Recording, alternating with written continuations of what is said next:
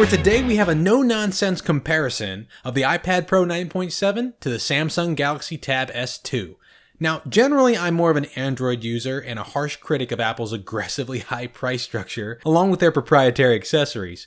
However, in reviewing the iPad Pro, I had to admit that although expensive, the Pro price was fair.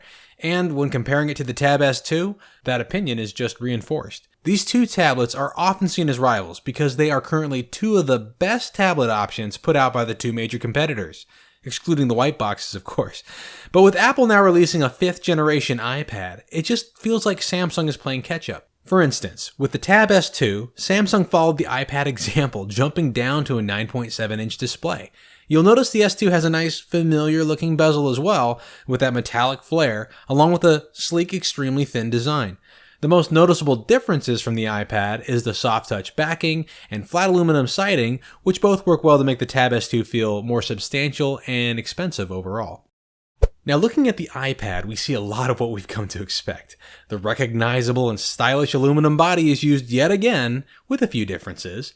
Most notably, the camera sticks out instead of being flush with the case, making the tablet sit unevenly on the table. This is also true for the Tab S2, although the camera is centered instead of being off to the side. The trade-off for these larger camera modules is improved camera optics. A decent exchange in my mind. However, the iPad cameras have better specs than the Tab S2 cameras by far. Overall in design, I found the iPad Pro to look and feel superior to the Tab S2. That iconic aluminum backing continues to exude luxury, while the S2 soft touch backing, although very nice, had an unexpected fingerprint magnet aspect to it, and just doesn't catch light quite like metal. There will always be that personal preference on looks, but I can't deny the difference in the details.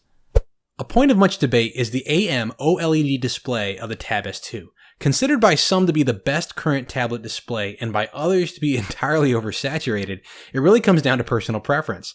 Although technically it is known that AMOLED displays produce better blacks and draw less power, adding to battery life. I found the Samsung display to be very impressive and didn't find the colors to be oversaturated even in the slightest. The display is truly one of the best aspects of the Tab S2. The iPad Pro, once again, is recycling previous iPad technology with its display, with one major difference.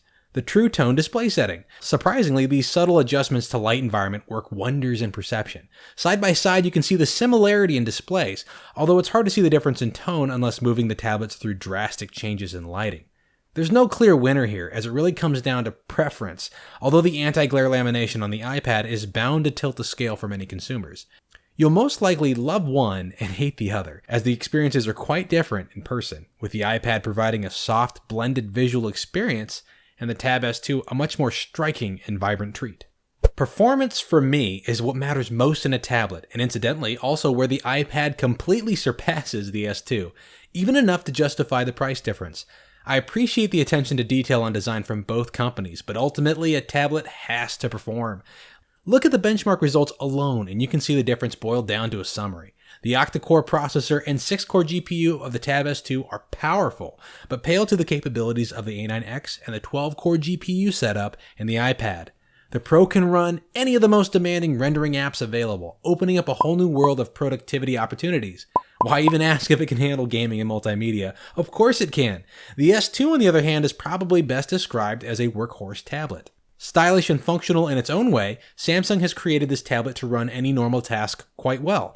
However, when jumping over to heavier tasks, like visual editing or 3D rendering, you'll most likely start to wish you had something better. There are clear limitations for productivity as well, specifically in multitasking. There's no split screen option when using the Office app, another demonstration of the Tab S2 catching up to the iPad, along with the continued slow updates of the Android operating system, and it just seals the Tab S2's fate of being an inferior tablet.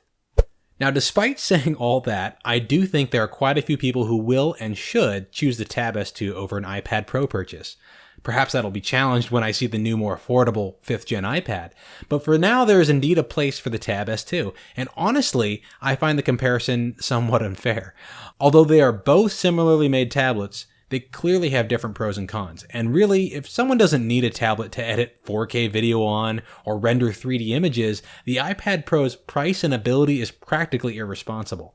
But don't let anyone fool you. Comparing the two side by side, it's easy to see which one has the upper hand, both in design and function. Now, I look forward to seeing the improvements from both Samsung and Apple as they continue to battle for market share with future generations of tablets. Now, if you're interested in either of these tablets, I'll include links in the description below so you can check it out. Don't forget to like and subscribe, and if you have something to say, give me a comment down below. Thank you for joining me on this drive-by review.